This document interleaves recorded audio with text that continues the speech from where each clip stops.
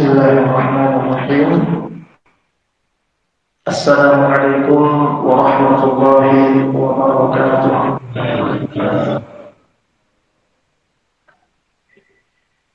Innal hamdalillah nahmaduhu wa nasta'inuhu wa nastaghfiruh wa na'udzu billahi min shururi anfusina wa min sayyiati a'malina. Man yahdihillahu fala mudilla lahu wa man yudlil fala hadiya lahu. Wa asyhadu an la ilaha illallah wahdahu la syarika lahu wa asyhadu anna Muhammadan 'abduhu wa rasuluh sallallahu alaihi wa ala alihi wa sahbihi wa sallama tasliman katsiran. Amma ba'd, ma'asyiral ikhwan jamaah yang kami hormati rahimani wa rahimakumullah. Kita kembali melanjutkan di malam hari ini pembahasan fikih dari kitab Manhajus Salikin dari Syekh Abdul Rahman bin Nasir As-Sa'di rahimahullah. Terakhir pembahasan kita sudah memasuki bab mengenai sifatus shalah, tata cara sholat, di mana telah kita ambil seorang ketika berdiri hendak mengerjakan sholat, yang pertama dia bertakbir yang disebut dengan takbiratul ihram. Dia ucapkan Allahu Akbar, sembari dia mengangkat kedua tangannya sejajar dengan kedua bahunya atau dengan sejajar dengan kedua telinganya. Jadi bisa yang ini, bisa yang itu. Dua-duanya datang dari Nabi Sallallahu Alaihi Wasallam. Kemudian di sini Syekh rahimahullah juga menyebutkan bahwa disunnahkan yang mengangkat kedua tangan sejajar kedua pundak atau kedua bahu tadi disunnahkan di 4 tempat. Yang pertama ketika takbiratul ihram, yang kedua ketika hendak rukuk, yang ketiga ketika bangkit dari rukuk, yang keempat ketika bangkit berdiri dari tasyahud awal. Maka itulah 4 tempat yang disunnahkan padanya kita mengangkat kedua tangan kita ya sejajar dengan kedua pundak kita atau sejajar dengan kedua telinga kita. Kemudian setelah itu meletakkan tangan kanan di atas tangan kiri. Ya, boleh sebutkan di sini ada 3 tempat, bisa pada pusar, bisa di atas pusar, di bawah pusar, atau pada dada. Tapi kalau telah disebutkan riwayat yang menyebutkan di bawah pusar, riwayat yang dhaifah, sehingga dari situ wallahu a'lam seorang ketika meletakkan kedua tangannya itu saat salat bisa di atas pusarnya, dia bisa pada dadanya. Dia bisa di atas pusar, dia bisa pada dadanya. Dan telah kita tadi, bahwasanya kalau meletakkan ya di dekat leher maka itu tidak datang padanya sunnah. Jadi yang dimaksudkan di atas dada itu pada dada. Al-sadr itu maksudnya di dada, atau bisa di bawah dada di atas pusar. Baik, kita lanjutkan. Kemudian setelah itu apa yang dilakukan seorang yang sholat? Qala rahimahullah wa yaqulu, kemudian membaca subhanakallahumma wa bihamdika wa tabaraka ismuka wa ta'ala jadduka wa la ilaha ghairuk. Maha suci Engkau ya Allah, dengan memujimu dan penuh barokah namamu, dan maha tinggi keagunganmu, dan tidak ada sembahan yang hak selain itu, ya, disebut dengan doa istiftah. Kata Syekh selanjutnya, au ghairahu minal istiftahatil waridati 'anil nabi, atau selain lafaz itu dari doa-doa istiftah yang memang datang secara sahih dari Nabi sallallahu alaihi wasallam. Nah, jadi dari situ ada isyarat bahwa doa istiftah itu memiliki banyak riwayat. Di atas semuanya itu sahih dari Nabi sallallahu alaihi wasallam, sehingga manapun yang ia baca maka boleh. Manapun yang ia baca berarti dia telah tepat dengan sunnah Nabi alaihi salatu wassalam.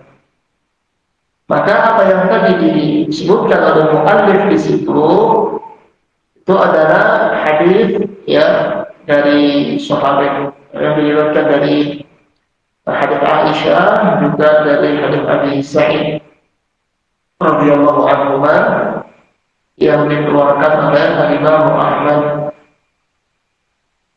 juga Abu Dawud, At-Tirmidzi dan An-Nasa'i dan yang selainnya.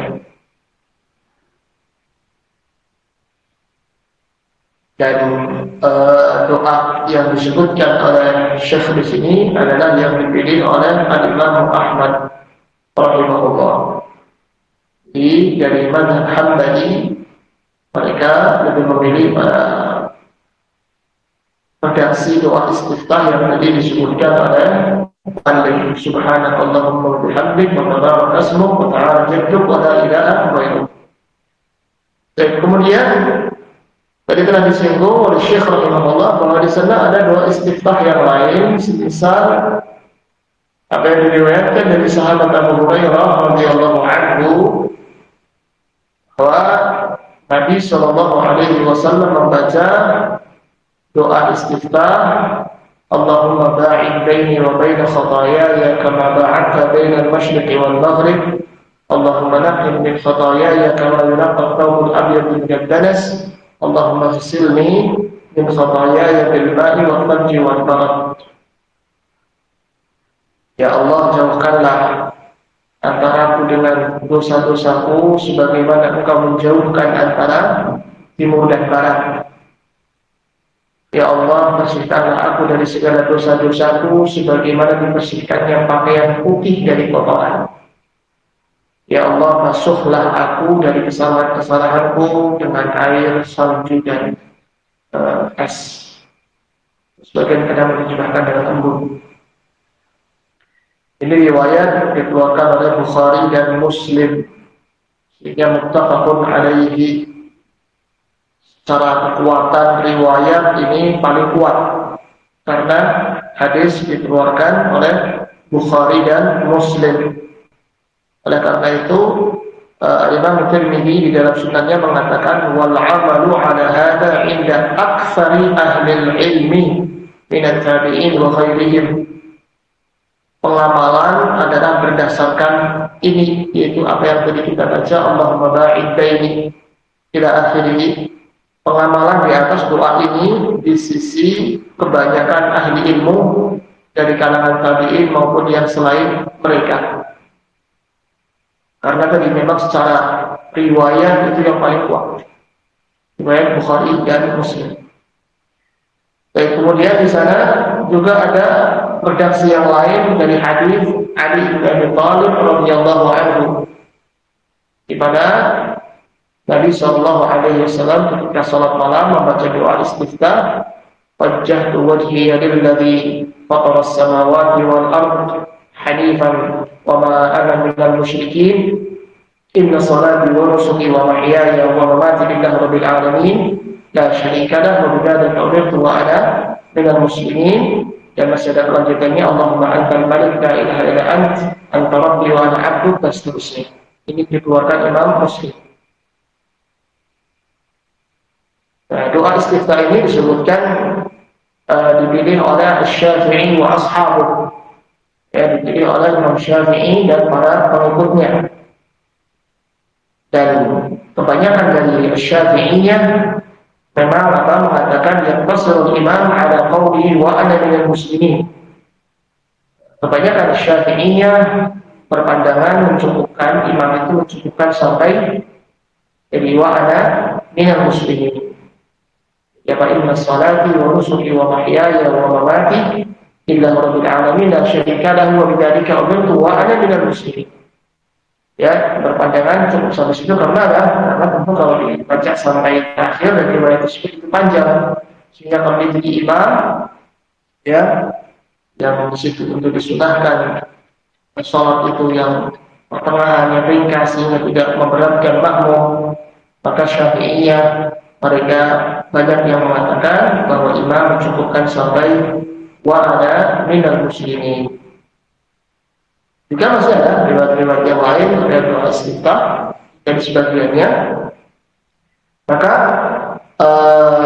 manapun yang ia baca dari doa istiftah tersebut yang memang secara sahih diriwayatkan dari Nabi, apakah yang dipilih oleh Imam Ahmad, subhanallahumma wa bihamdik, tabaraka ismuk ila akhirih, juga apa yang tadi disebutkan merupakan pengamalan dari kebanyakan ahli ilmu dari kalangan tabi'in maupun yang selain mereka, yaitu Allahumma ba'id baini wa baina khataayaya ila akhirih, juga yang bisa dipilih oleh Syafi'iyah, wajjahtu wajhiya lilladzi fatara as-samawati wal ardh, dan seterusnya. Maka semuanya itu telah mencocoki sunnah Nabi sallallahu alaihi wasallam. Maka termasuk hal yang sangat disayangkan ketika ada sebagian di kalangan muslimin yang kemudian menjadikan doa istiftah yang dibaca tadi justru sebagai sarana perpecahan. Misalnya, kamu baca apa? Saya baca ini, kamu baca apa?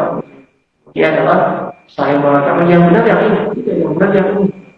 Padahal ini khilaf tanawwu', artinya memang semuanya itu ada riwayatnya dari Nabi Shallallahu Alaihi Wasallam, sehingga semuanya benar. Mau baca yang itu, baca yang ini, baca yang ini, semuanya ada datang riwayatnya dari Nabi Shallallahu Alaihi Wasallam. Bahkan sebagian ulama mengatakan karena semuanya sahih, yang paling utama justru yang semuanya itu dihafal dan semuanya itu dibaca. Artinya kita kadang baca yang ini, kadang baca yang itu, kadang baca yang ini, kadang baca yang itu, semuanya kita hafal, sehingga memang lebih cocok dengan sunnah Nabi. Karena semua diriwayatkan dari Nabi, ini menunjukkan memang Nabi ketika itu kita sholat berganti-ganti, ya kadang baca doa ini, kadang baca doa itu.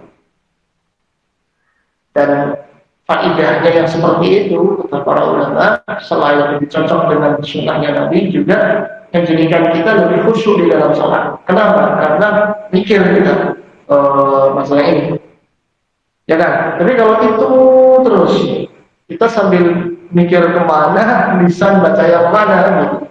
Karena sudah itu terus yang dibaca, sehingga kita nggak khusyuk, kita nggak perhatian dengan lafaz-lafaz yang kita baca karena sudah terus yang dibaca. Tapi kalau kita mau gantinya, ini kan mesti mikir, saya mau baca mana ini? Nah yang ini, ya baca ada kata-kata sapi yang dan seterusnya. Jadi sekali lagi membaca doa istiftah di awal salat itu sunnah, dan dia bisa memilih mana yang dia kehendaki dari riwayat-riwayat ada yang sahih dari Nabi. Dan ini hukumnya sunnah, artinya kalau ditinggalkan pun salatnya sah. Seandainya seorang berburu, akhirnya langsung dia membaca surah Al-Fatihah, maka sholatnya sah. Sholatnya sah karena ini hukumnya sunnah, tidak sampai kepada wajib ataupun rukun.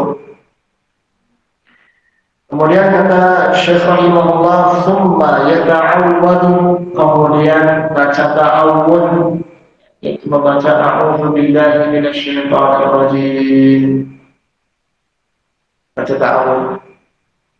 Kenapa membaca ta'awud? Ya karena setelah ini hendak membaca Al-Qur'an. Sementara orang ketika hendak membaca Al-Quran, Allah Subhanahu wa Ta'ala perintahkan di dalam surah An-Nahl ayat 95 atau 98, "Fa'idza qara'ta Al-Quran fasta'idz billahi minasyaitonir rajim." Apabila kamu hendak membaca Al-Quran, maka mintalah perlindungan kepada Allah dari syaitan yang terkutuk. Ini menunjukkan berarti kita diperintahkan oleh Allah kalau mau baca Quran, baik di luar sholat ataupun di dalam sholat. A'udzu billahi minasyaitonir rajim. Minta perlindungan kepada Allah daripada syaitan yang terkutuk. Wa yubasmil, kemudian membaca basmalah, setelah itu Bismillahirrahmanirrahim.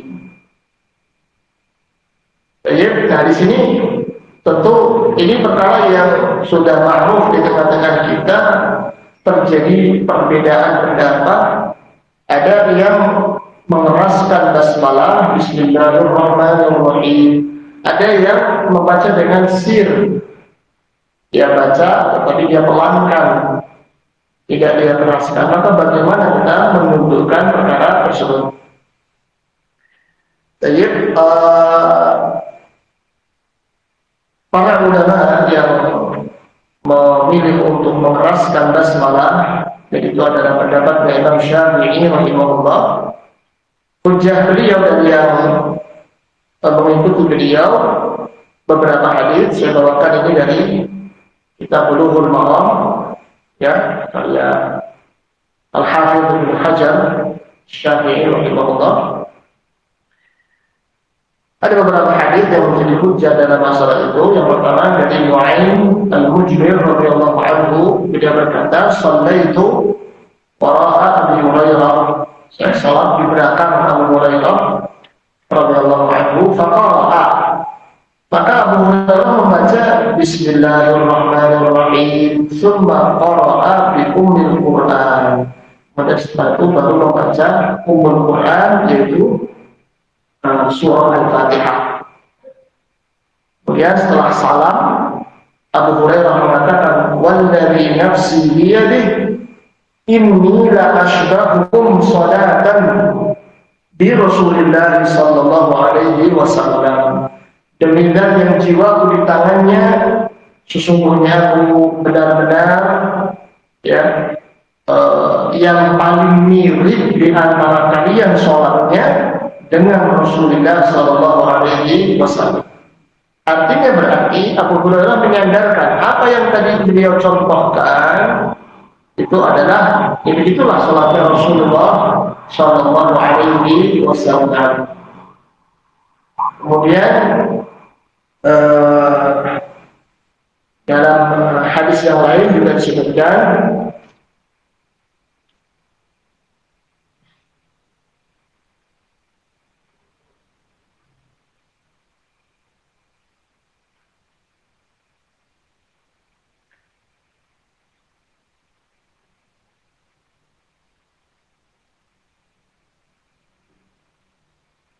dari Abu Hurairah radhiyallahu anhu, beliau berkata, qala Rasulullah sallallahu alaihi wasallam, "Idza qara'tumul Fatihata faqra'u bismillahirrahmanirrahim." Apabila kalian membaca Al-Fatihah, maka bacalah Bismillahirrahmanirrahim. Juga tersebutkan di dalam riwayat hadis Ummu Salamah radhiyallahu anha, ya, beliau ditanya mengenai bagaimana bacaan Rasulullah sallallahu alaihi wasallam, maka Ummu Salamah menjawab, "Kana yaqta'u qira'atahu ayatan." Dahulu Nabi membaca, bacaannya itu memutus ayat per ayat, Contohkan kemudian Bismillahirrahmanirrahim, Alhamdulillahi Rabbil Alamin, Ar-Rahmanir-Rahim, Maliki Yaumiddin. Sehingga ayat-ayat di situ ya nampak bahwasanya bahwa Nabi berarti meneruskan masalah bacaan basmalah. Ya. Kemudian Ibnu Khuzaimah rahimahullah mengatakan, ammal jahru bi bismillahirrahmanirrahim fi shalah faqad thabata wa sahha an-nabi sallallahu alaihi wasallam bi isnadin thabit muttasil la shakka wa la niyaba 'inda ahli al-ma'rifah bil akhbar fi sihhati sanadi wa ittisalih. Di mengeraskan bismillahirrahmanirrahim di dalam salat sungguh telah pasti dan telah sahih dari Nabi Shallallahu Alaihi Wasallam dengan syarat yang sabit, yang bersambung, tidak ada keraguan dan kebimbangan di sisi orang yang mengetahui tentang hadis di dalam masalah kesahihan syaratnya dan ketersambungan syarat. Demikian ini hujjah yang mengeraskan bacaan basmalah. Kemudian di sana ada sebagian ulama yang berpendapat bahwa basmalah itu dipelankan, disirkan, tidak dikeraskan. Maka jadi mengenai hal tersebut juga ada beberapa. Yang pertama dari Ibnu Umar, ini juga sama, dari Bulughul Maram, karya Al-Hafidz Ibnu Hajar Asy-Syafi'i rahimahullah. Dari Ibnu Umar radhiyallahu anhuma anna Rasulullah sallallahu alaihi wasallam kana yarfa'u yadayhi saya baca hadits Aisyah radhiyallahu anha qalat, beliau berkata, kana Rasulullah sallallahu alaihi wasallam yaftatihu as-salata bit-takbir wal qira'ata bi alhamdulillahi rabbil alamin. Dahulu Rasulullah sallallahu alaihi wasallam membuka salat dengan takbir dan membuka qiraah dengan alhamdulillahi rabbil alamin. Ini menunjukkan berarti Nabi mensirkan. Karena kalau dikeraskan basmalah tentu apa? Membuka qiraah di bismillahirrahmanirrahim, bukan dengan bi alhamdulillahirabbil alamin. Jadi kata Aisyah membuka qiraahnya dengan alhamdulillahirabbil alamin. Kemudian berikutnya juga datang dari Anas bin Malik radhiyallahu anhu, beliau mengatakan anna Nabiyya sallallahu alaihi wasallam wa Abu Bakr wa Umar kanu yaftatihuna as-salat bi alhamdulillahi rabbil alamin. Bahwa Nabi sallallahu alaihi wasallam, kemudian setelahnya Abu Bakar, kemudian Umar, mereka membuka salat dengan alhamdulillahi rabbil alamin. Wa zada Muslim menambahkan la yadhkuruna bismillahirrahmanirrahim. Mereka tidak menyebutkan bismillahirrahmanirrahim fi awal qira'atin wala fi akhirih. Tidak di awal qira'ah, tidak pula di akhir qira'ah. Dalam riwayat Ahmad, An-Nasai, Ibnu Khuzaimah sharih lebih jelas lagi dengan apa? La yajharuna bi bismillahirrahmanirrahim. Mereka tidak mengeraskan bismillahirrahmanirrahim. Itu hujjah mereka yang mensirkannya. Atas kita bagaimana di dalam menyikapi hal tersebut, Syekh Muqbil bin Hadi rahimahullah beliau mengatakan fal israr wal jahru bismillahirrahmanirrahim kilahuma waridun an Rasulillah sallallahu alaihi wasallam. Jadi memelankan maupun mengeraskan dengan bismillahirrahmanirrahim, kedua-duanya datang dari Rasulullah sallallahu alaihi wasallam. Tapi kata beliau, lakin hadithul israri asahhu, hadis yang menyebutkan mensirkan itu lebih kuat, li'annahu muttafaqun alaihi, karena dia riwayatnya Bukhari Muslim. Jadi riwayat yang menyebutkan dari saya baca, yaitu Nabi, Abu Bakar, Umar, mereka membuka sholat dengan Alhamdulillahirabbil alamin, itu muttafaqun alaih, dikeluarkan oleh Bukhari Muslim. Sehingga secara kekuatan itu paling kuat, karena para ulama sepakat urutan hadis itu yang paling sahih adalah yang muttafaq alaih, dikeluarkan Bukhari dan Muslim. Kemudian setelahnya yang dikeluarkan Bukhari saja, kemudian yang berikutnya dikeluarkan Imam Muslim saja. Dan sehingga dari situ Allah Ta'ala seorang mengeraskan, seorang memelankan, kedua-duanya boleh. Tapi kami pribadi melihat, karena tadi sebagai disebutkan Syekh Mukbil lebih sahih yang mensirkan, maka itu terpilih untuk diseringkan di dalam pengamalannya, karena riwayatnya asah, lebih kuat daripada yang menjaharkan. Baik, Allahu a'lam bishawab. Itu terkait masalah. Kemudian kata Syekh berikutnya, wa yaqra'u al-Fatihah. Kemudian dia baca surah Al-Fatihah.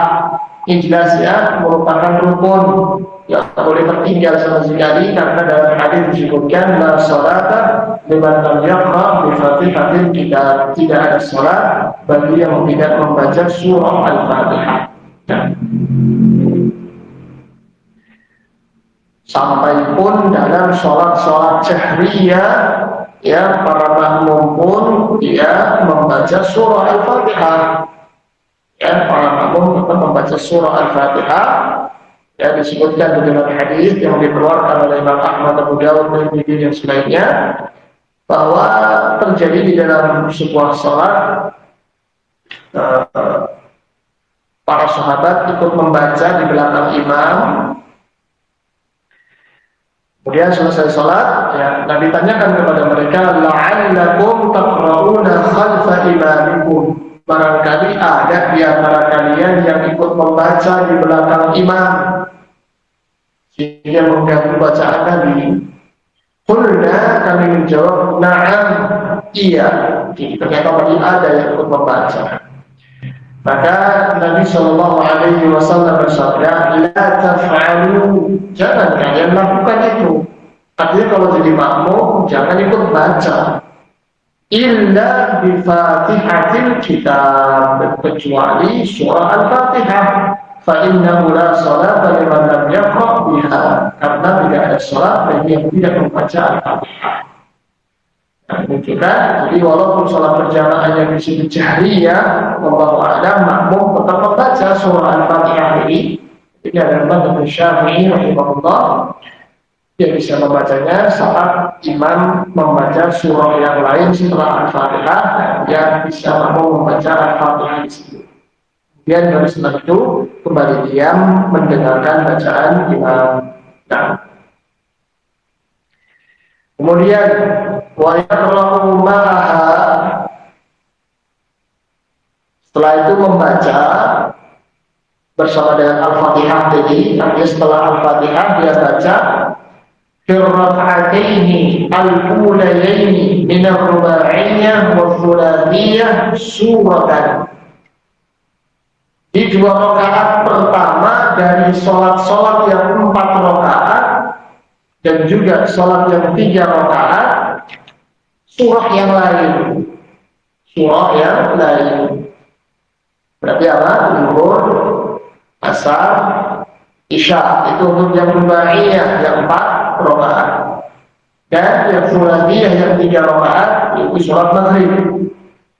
Ya, di 2 rakaat yang pertama, di 2 rakaat pertama dan rakaat kedua, setelah Al-Fatihah dia baca surah yang lain.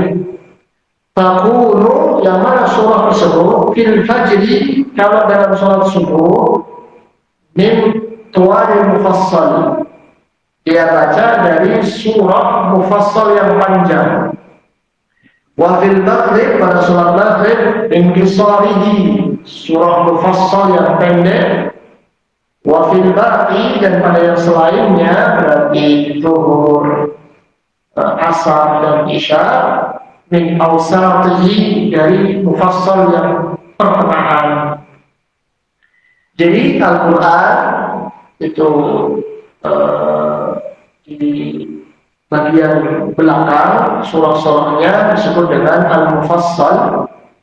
Untuk tuan Mufassal itu dari surah Qaf, ya, surah Qaf sampai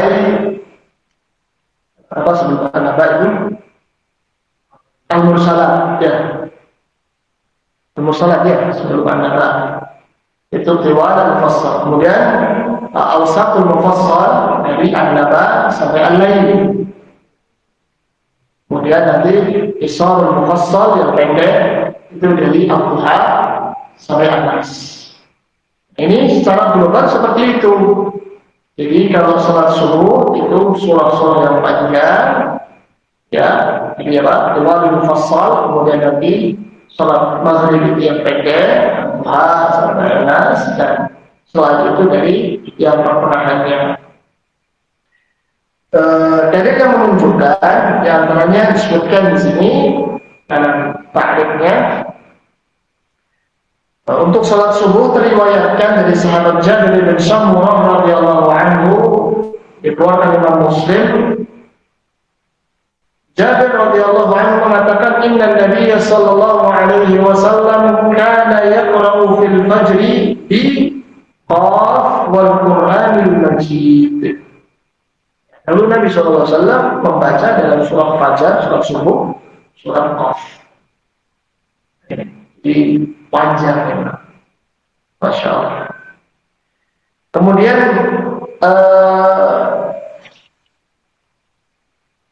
terkait kemudian sholat maghrib dengan yang pendek disebutkan dalam hadis Abu Hurairah radhiyallahu anhu, dikeluarkan oleh Ahmad dan Nasai dan selainnya.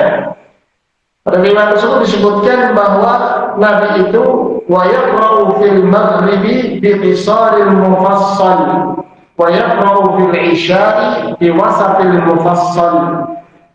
Ya, Nabi itu membaca pada salat maghrib dengan mufassal yang pendek dan pada salat isya dengan mufassal yang pertengahan. Kemudian juga untuk yang zuhur dan asar disebutkan dalam hadits Jabir bin Samurah yang lain, wa anna Rasulullah sallallahu alaihi wasallam kana yaqra'u fi adh-dhuhri wal 'ashri bi was-samaa'i wat-tariq wa was-samaa'i dhatil buruj. Itu untuk salat zuhur dan asar disebutkan demikian, Nabi membacanya. Membaca surah was-samaa'i wat-tariq was-samaa'i dhatil buruj, ini kan apa?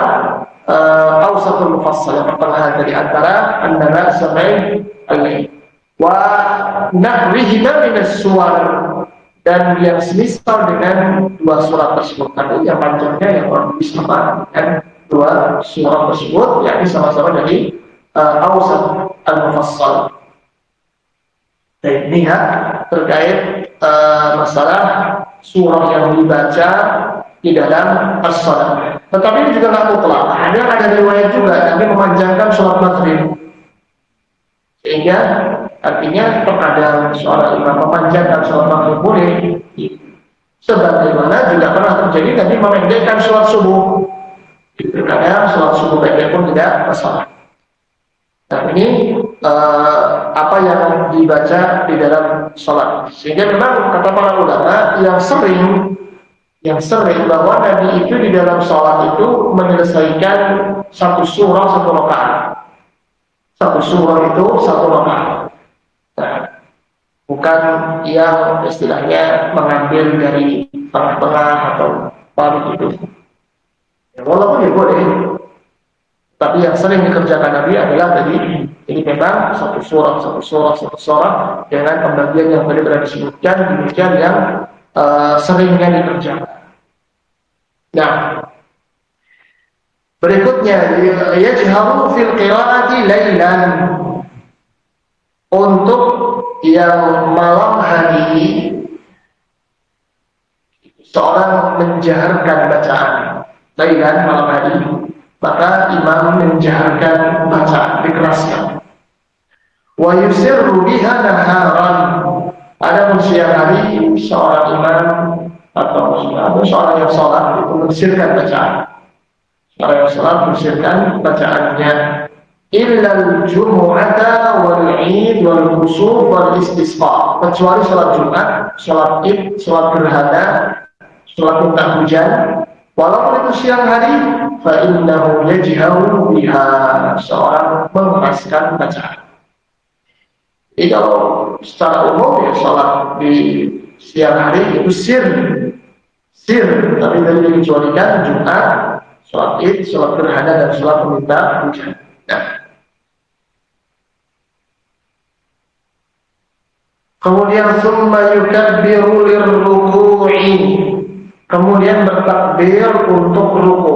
Selesai Al-Fatihah, kemudian selesai membaca surah yang lain.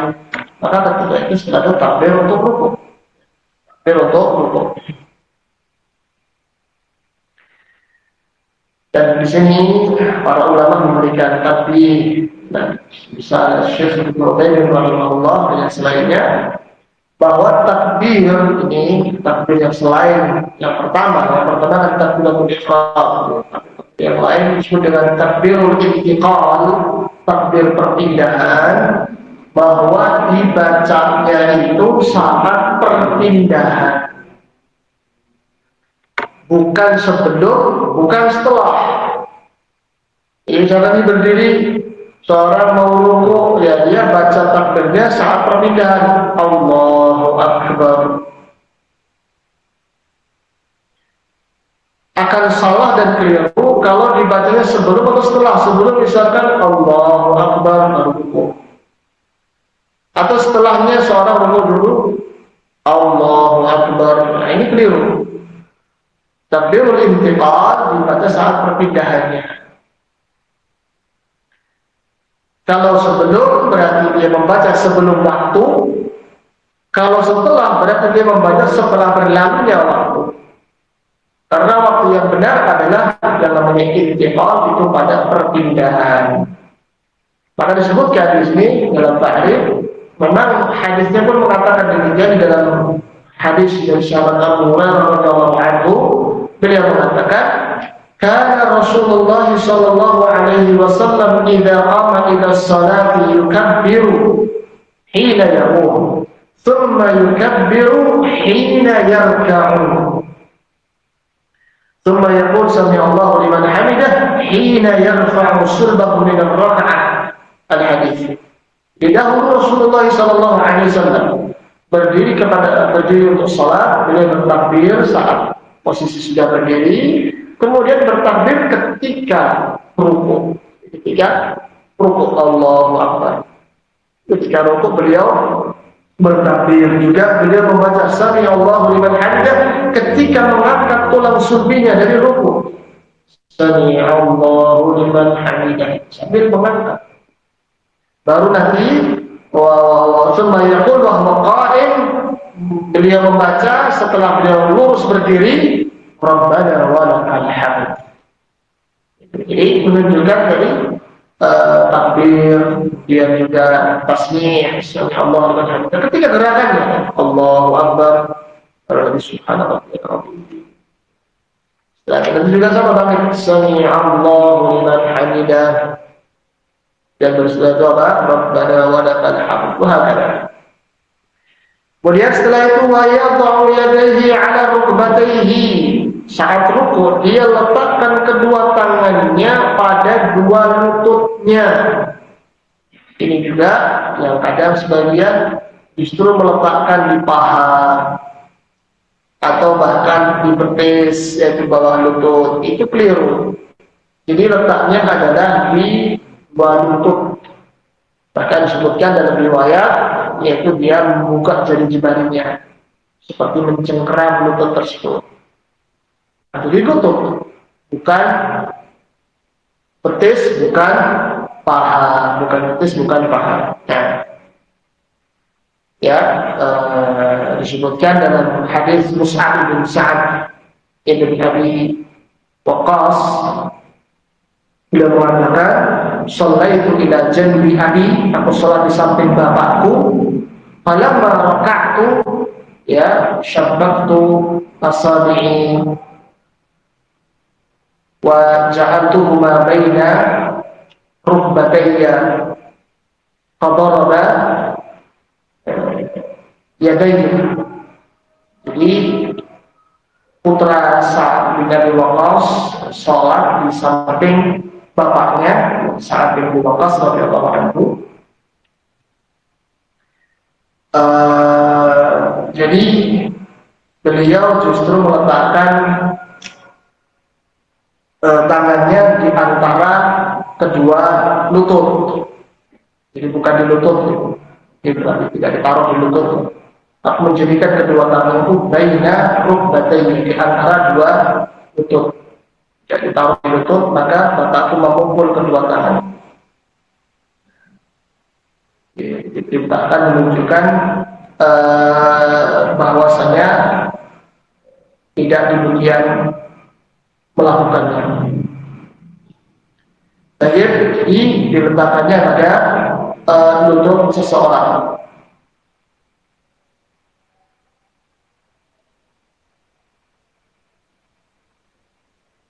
Dan wa yaj'alu ra'sahu hiyara dhahrihi, menjadikan kepalanya sejajar dengan pundak, dengan punggung. Jadi maksudnya kepala itu yang tidak mendongak, jika tidak pula menunduk. Jadi lurus dengan punggung, lurus dengan punggung. Dalam riwayat disebutkan idza raka'a lam yashkhas ra'sahu wa lam yusawwir. Jadi ketika rukuk tidak menundukkan kepala, tidak pula mendongakkan kepala, walakin baina dzalik, akan tetapi di antara itu, yakni maksudnya apa? Lurus dengan punggungnya.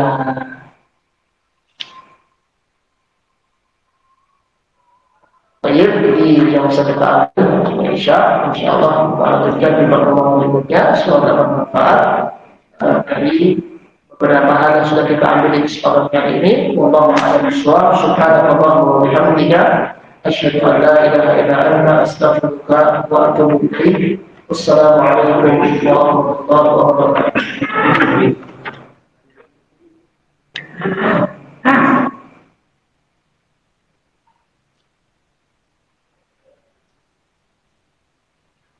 Terima kasih.